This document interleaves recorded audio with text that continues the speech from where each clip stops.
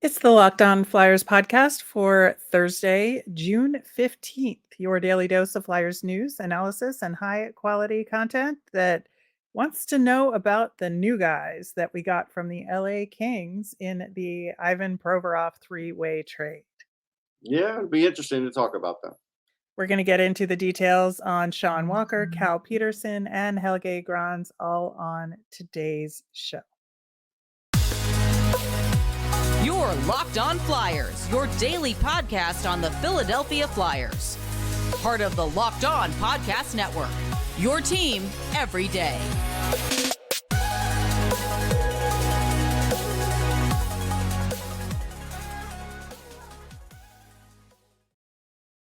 Hey there. Thanks for making Locked On Flyers your first listen every day. I am Rachel Donner. You can find me on Twitter at rmiriam. I'm here as always with Russ Cohen, who's on Twitter at Sportsology. Today's episode is brought to you by Game Time. Download the Game Time app, create an account, and use the code LOCKEDONNHL for $20 off your first purchase. You can subscribe or follow us for free over on YouTube. We're on the SiriusXM app. Anywhere you listen to podcasts, you'll get our latest episode as soon as it's available here on the Locked On Podcast Network, your team every day. Before we dig into Sean Walker, defenseman, just some news that broke yesterday for the Flyers. First off, congrats to the Vegas Golden Knights on winning the Stanley Cup. Yep. And now it's officially the off season for everybody, and that's good for the Flyers moving ahead. The Flyers made their qualifying offers for RFAs and did so for Noah Cates, Morgan Frost, and Olle Lycksell on the forward side. On the defensive side, Ronnie Attard and Cam York, which is, I think, a good sign. Yeah, I mean, it's one of those things that was pretty much expected. I don't think it's any surprise. Right. More notable, I think, was who did not get qualifying offers, but I think also expected, but also at least just good to see confirmed. Evan Barrett, who we've never really talked about because he was injured all season. Kieffer Bellows, and that was expected, but it was just good to know 100%. Yep. That he's going to become a UFA, and defenseman Wyatte Wylie, who we know has gotten the short end of the stick, so to speak, and really just knew that he didn't have a future with the Flyers. He may have a future in hockey, but certainly not with the Flyers. Right. Nope, no doubt. I mean, we talked about that. Yeah, we did. And then the other note from the qualifying offer announcement is that they've decided to retain the rights to Ivan Fedotov and are going to roll over his contract for the next season, whether he's here or not. I think it's good to retain his rights in that way should circumstances change, but I don't expect to see him necessarily. No, he won't be here. And then one other piece of news, the rookie series is officially back for next season. We talked about it, that it was definitely going to happen. They just hadn't made the official announcement. So September 15th to 16th at PPL Center, there'll be the Flyers versus the Rangers kids. And it's always a good time and a good way to kick off on ice action for the next season. Yeah, fun to watch. I covered it last year, so did you. Yep. And another bit of news for us and for you, our listeners. Thank you so much for listening and subscribing, especially over on YouTube. On yesterday's show, we were at the 799 mark, and we just needed 1 or 2 subscribers, and y'all came through big time. Yeah. So once again, thank you so much. We're well over the 800 mark, so we're going to have that giveaway, and we'll talk about it in the details at the end of today's show.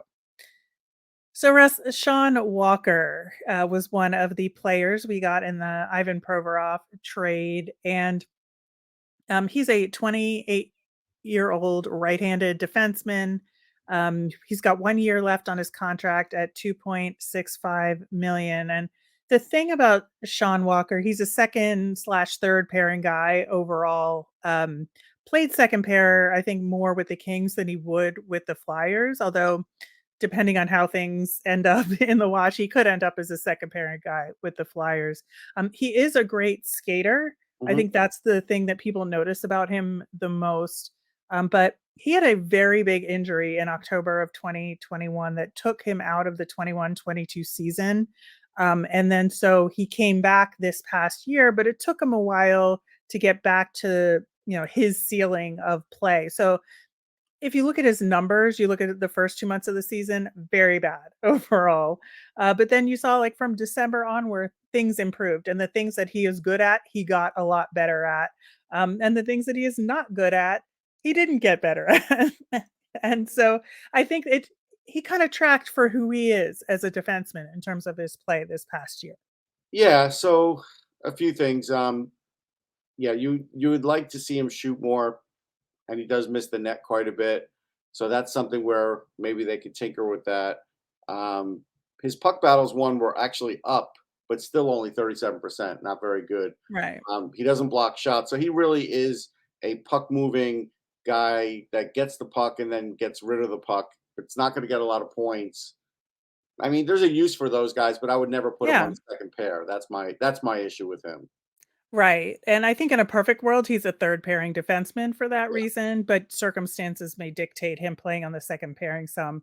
But you're right, he's a guy that's gonna, work well on the breakout, has good vision, is great skating, so he's gonna get you through the neutral zone, get you into the offensive zone, and dish off the puck to somebody else to do the work, right?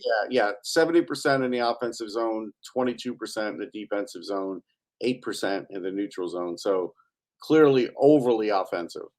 Yes, and, if you look at his ice time, virtually none on the power play, not a big percent of time on the penalty kill either. No. And mentioning he doesn't block shots, and he is definitely not the guy you want out there at the end of the game when you're trying to hold on to a lead and you're getting peppered with shots because he's not gonna block them at all. And, that's just not what he's good at. But His what he pins are high, like for what he draws and what he actually commits, it's more than double. Yeah, and you talk about the board battle as part of that. His takeaways per 60 were much lower than the giveaways, and that just shows that he's not a board battle Right. kind of guy. But again, what he's good at, he was very good at later in the season. And the LA Kings insider blog, as all these blogs do an end of season review. And they broke his stats out between the first 2 months of his season versus the last four based on the injury recovery timeline.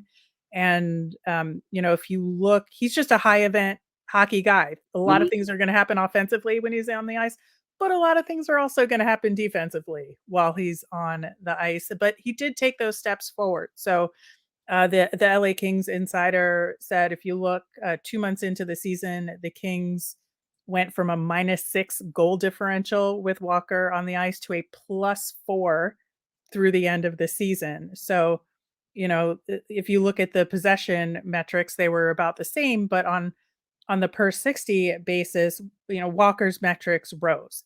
And if you look at the high danger chances for when he's on the ice versus the against ratio, that was the most improved. So while he's on the ice in those first 2 months of the season, 49.3% high danger chances for. The last 4 months of the season while he's on the ice, 58.5% high danger chances. So he's going to be the defenseman that's going to keep the puck in the zone and dish it off to somebody else again to make those offensive plays. So there is a role for that. It's very niche. I'm not sure that it fits with the Tortorella way, but I think, if he's willing to adjust his game a little bit, I think the Flyers could take advantage of those skills.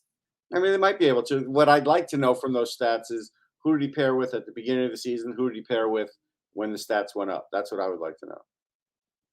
Yeah, I mean, it's hard to It look does at. matter. Yeah, it absolutely does matter. And so I think that that's gonna be a big deal in terms of figuring out the right g guy to pair him up with, in Yeah, terms of having the ability to take advantage of what he's good at versus kinda hiding that defensive side of things. yeah, Because man, does he need to improve in terms of that shot oh, yeah, suppression. yeah, It's yeah, yeah. just not there. Do you think there's an existing Flyers defenseman that he could pair up with that would balance his skill set? He'd do okay with Sanheim. I mean, he would, um, Yeah. because Sanheim really hasn't done great with his zone entries or exits, whichever way you want to look at that, and hasn't been overly offensive. Actually, his defense probably improved a lot at the end of the year, but his offense really wasn't there. So you might put Right. him with him, you might put him with Risto, but I have a feeling Risto is going to be on that top pairing. So I don't think that's Yeah. a possibility. So I'd say maybe Sanheim, but I still would not really like him on the second pairing. But if that's what they have to do, that's what they have to do. Yeah, I think, pairing him with Sanheim is probably the best option right now. To your point, I think because of what he can do, Walker can do, and Right. Sanheim loves to skate it up and take those offensive shots and those close in shots, Yeah. and that would allow him to do that, and Walker could stay back and, have the keeps and exactly like I was just talking. So, I think they could. I think as a starting off point, maybe that's where what you try out. I think so. All right, we have a lot more to talk about on today's show. We're going to talk about goaltender Cal Peterson coming up next. Buying tickets to your favorite events shouldn't be stressful. Game Time is the fast and easy way to buy tickets for all the sports, music, comedy, and theater near you.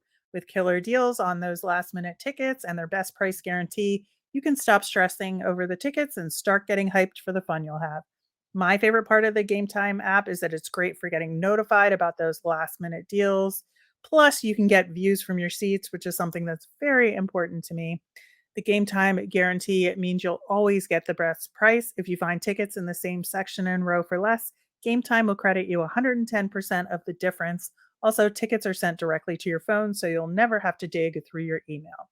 Snag the tickets without the stress on Game Time. Download the Game Time app, create an account, and use the code LOCKEDONNHL for $20 off your first purchase. Terms apply. Again, create an account and redeem the code LOCKEDONNHL for $20 off. Download Game Time today. Last minute tickets, lowest price guaranteed.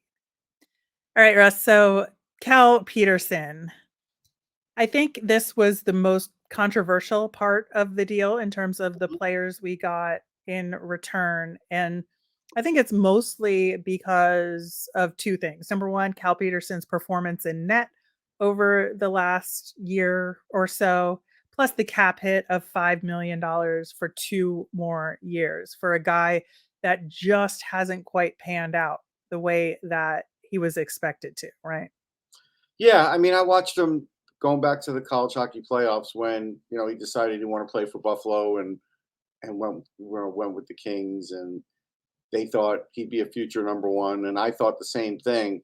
But as these seasons rolled on, he had one good year, and it's kind of slipped away from him. And I don't know what the issue is with him, but what I do know is he's not worth the money. And so that's they had to take the salary dump. Do I know that Cal Peterson will be there at the start of the year? I don't know because I don't know if they'll buy him out. I don't know. Like, let's just say, argument's sake, if they get rid of Sandstrom and you bury Peterson in the minors, yeah, you won't save the whole 5 million, but you won't have money carrying over the next few years. You just save like about $2 million, something like that this year, which is still a Right. savings. Maybe you do that. I don't know. I'm not sure what they're going to do with him. I'm sure Dillabaugh is going to talk to him, but the numbers aren't good, and they haven't been good. So, I'm not looking for much. Yeah. It's interesting because you wonder, okay, well, how did he get a $5 million contract, with The his play? quality And starts in 2021, 22. That's how. yeah, that 21-22 season was really, really good for him. And especially because the Kings at that time were going through it on the goalie side. That was when Jonathan Quick kind of lost his mojo Yeah.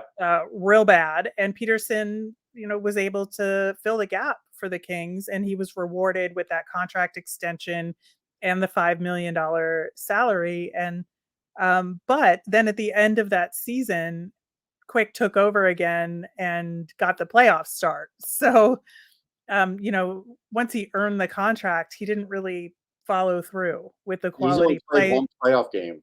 That's it. Yep. Yep. So if you look at that 21-22 season for Cal Peterson, I think, part of the problem is that the Kings were not goal scorers They were Mhm. like a close win, a 2-1, a Yeah. kind of win sort of team, or a 1-0 win sort of team. I mean, I remember watching Flyers versus Kings games from that block of years, even starting a couple years before it. They were just close, low scoring games Mhm. every single time. So, if you look at his numbers, they were pretty good. Ninth best goals against average, for players with at least 15 wins. And, again, he just followed the pattern of the team. He won those close games, and so did the Kings. But if the underlying numbers were not as good, and they were kind of hidden. So, if you look at his goals saved above average, he was in the negative Yeah, even in that year. 11 point something. I saw that. It's bad. Yeah, and Will was worse than Martin Jones, which Right. is like, if you think about it, like, not that Martin Jones was that bad. Martin Jones always let in a soft goal every game, Yes. right? Every So if game. you Every game. So if you look at that, to have that goals saved above average number be negative and worse than Martin Jones, I think that says something. So they basically shoved him back into the AHL this past year. He did play, 10 games in the NHL, but it was very clear, he was going to be with the Ontario Reign. He played 40 games with them, 16, 20, and 4 with a 2.88 goals against average and 904 save percentage. So, okay, but not really, No, I mean, for that league percentage, the save percentage should be higher. I don't know what the average is, but I'm guessing around 911, 912. Yeah, and it was interesting because Phoenix Copley, who we've seen a lot of, if you watch the Phantoms, he got traded or signed with the Reign and kind of took over that spot that Cal Peterson would have had, and so Phoenix Copley got the call ups for the Kings that Peterson did not. Yeah, it was crazy. Like, and Phoenix Copley did really well. Like, the He whole thing did. just seemed weird. But then, you start looking at it and digesting it, and you realize, yeah, whatever reason, it's not working out for Peterson, and he's not a super young guy. Yeah, it's he's 28. So, I think this is really his last shot, right? In Yeah. terms of turning things around for him. Now I will say that, Ontario was not really that good this past year, and the No. defense in front of him was terrible. So I do want to put that asterisk next to it for him. And, in terms of, there's a reason why maybe his numbers weren't as good as they could have been, but at the same time, again, Copley managed to make it work and got those call ups. So, Yeah. you kind of got to look at both sides of this in terms of figuring out why Peterson's numbers were the way that they were. Again, based on who's available, Cal Peterson was on the Team USA roster for men's worlds. But Casey DeSmith got all the big starts. So he did, Peterson did get some ice time, 43 saves on 45 shots in 168 minutes over 3 games. So, solid. But again, he Actually, wasn't he was a little behind that below average. 904. Shockingly, 904 was the average save in the percentage AHL. in the AHL. So he was below average, but not that far below average, but still Right. it's the AHL. But yes, I thought they'd have a higher save percentage, and it wasn't. Yeah. So, I think that there is a good goaltender in Cal Peterson in there somewhere. It's just that he did not make it happen in this past year, and is certainly not worth the $5 million a year. But I also think change of scenery is a big deal in the NHL, and I think especially so with goaltenders. And if the Flyers, changes to the player development crew that have been made, and what their mission is in terms of player development. I mean, maybe this is a good thing for him, and maybe we get a good result from Cal Peterson. I just don't want to say it's automatically going to be bad no matter what. I think there's definite hope and possibility there. Again, because we've seen him play really well, and the fact that Peterson was able to kind of take the job away from Jonathan Quick says something. So yeah, there's always the chance of what you said. Actually, so he was at 904. He was at league average, but in the playoffs he was in 826, which Yeah. is really unacceptable for two No, games. Ontario was bad in the playoffs Yeah. though. Um, the thing about it is, like I said, he may never hit the ice. He could be a buyout, and you never see Cal Yep. Peterson. That is a possibility. So again, I don't. I don't see a role for him unless Carter Hart gets traded. There is no role for him.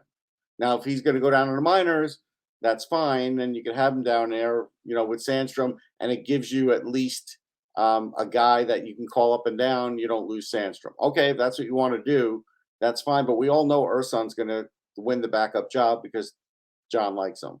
Like, I think we all know that. So there is no role for Cal Petersen unless Carter Hart's gone. That's my only thing. Yeah, Even I if mean, everything you said is right. I still have to look at that factor. yeah, yeah. I think, obviously the buyout scenario doesn't really work well for if they do it now. I think if they waited a year, it would be okay. Yeah. But the That's why cap they hit, might just bury him for the little bit of savings. right, for this first year. Yeah. But like if you buy him out now, you got to pay the full salary for this, like have the full salary as a cap hit this year. And then, you've got like a 1.1 million for Yeah. a couple of years, Yeah.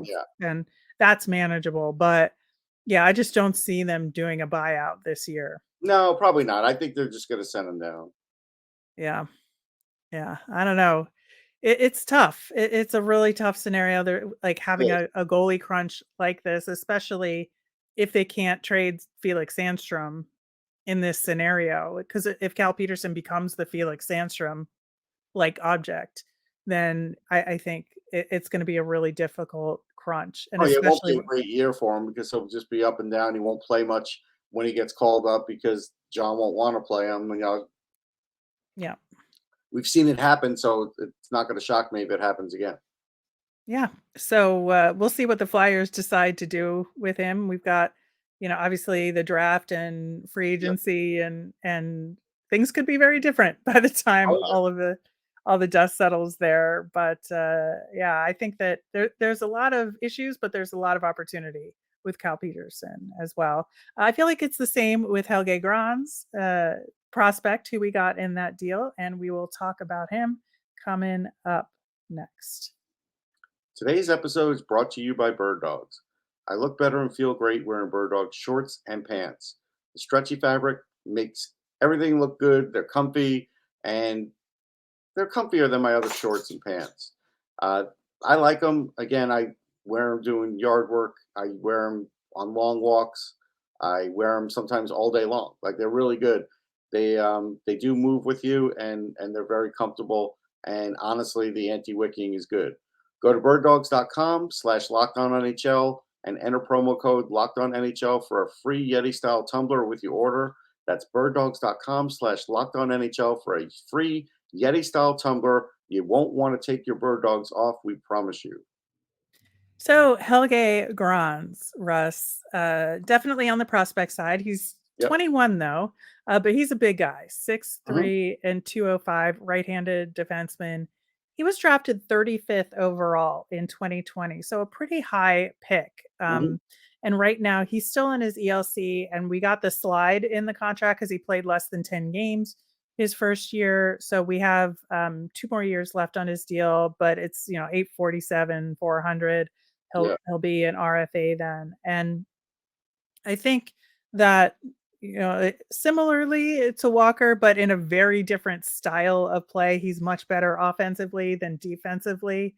The Kings knew that when they drafted him, but they thought the defensive side of his game was fixable. And that's they went with sort of a project with him. Yeah, I mean, they thought the defensive side was fixable, but they were expecting a certain amount of offense that hasn't come around yet either. Yep. Maybe it still does. He's 21, but it hasn't yet.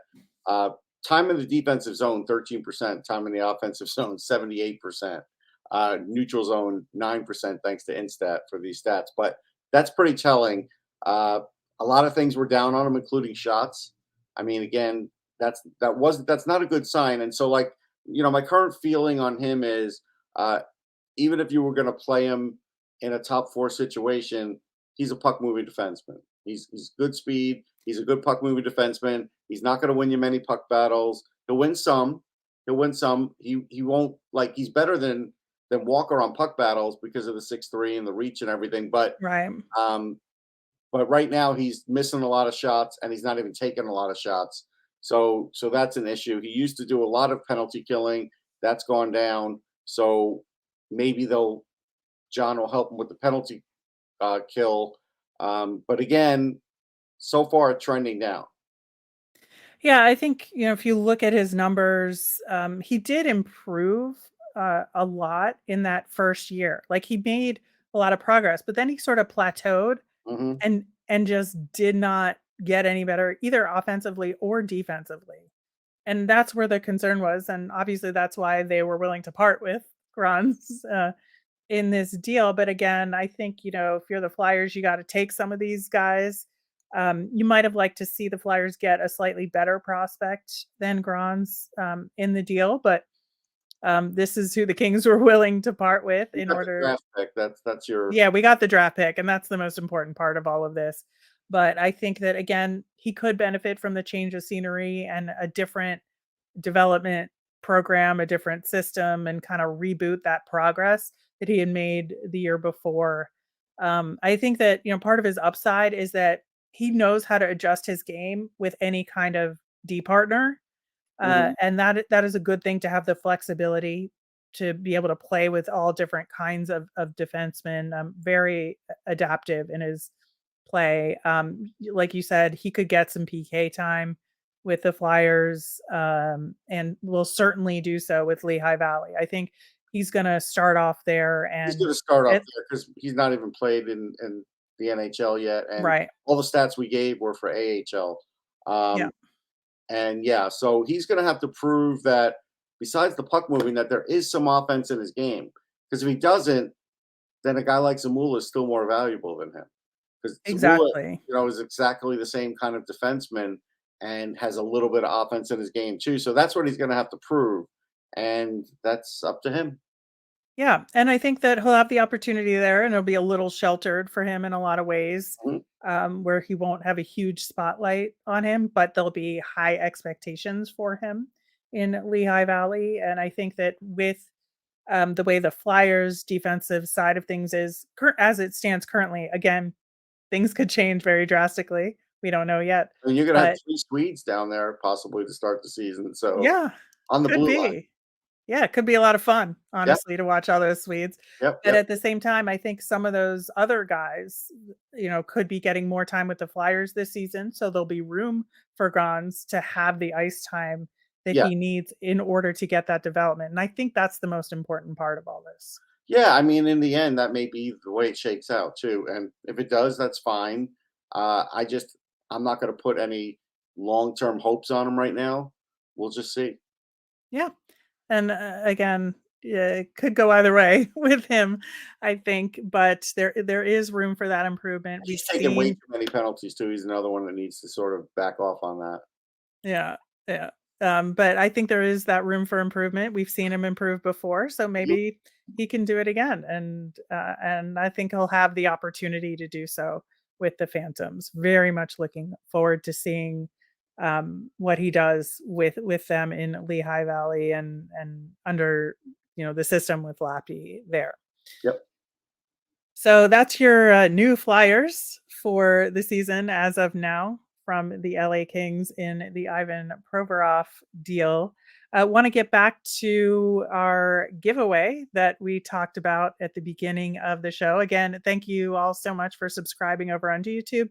Keep it coming. We've got more giveaways once we hit the next milestones at 900 and 1,000. So our first giveaway is a Carter Hart Young Guns rookie card. It's in a protective holder, so it's in mint condition. And those are pretty rare and worth something. So good to have in your collection. So, what you'll need to do is we're going to post a picture of the card over on YouTube, and you comment on that post with your pick for the Flyers at 7th overall in the draft. It'll be good for us to get a sense of what you guys out there want for the Flyers in this draft. Then we'll enter all of those screen names into a random drawing. We'll message the winner, and you'll send your info to us with a screenshot showing you're subscribed, and you'll have your Carter Hart rookie card. Just for listening. So just for listening. And once again, thank you so much for listening each and every day. And we'll continue to have great content as we get closer to the draft and this off season, free agency into next season, and follow us along for this rebuild because I have like a lot of hope going into this rebuild, and I think it's going to be a really interesting one given the personnel involved and a lot of fun for Flyers fans. So as a reminder, we always want to hear from you. So if you got mailbag questions, you can tweet us at Locked On Flyers, email us at lockedonflyers@gmail, or you can comment over on YouTube each and every day when we post the show. I am Rachel. I'm on Twitter at rmiriam. That's RMIRIAM. I'm Russ. I'm at Sportsology, SPORTSOLOGY. Have a great day, everyone.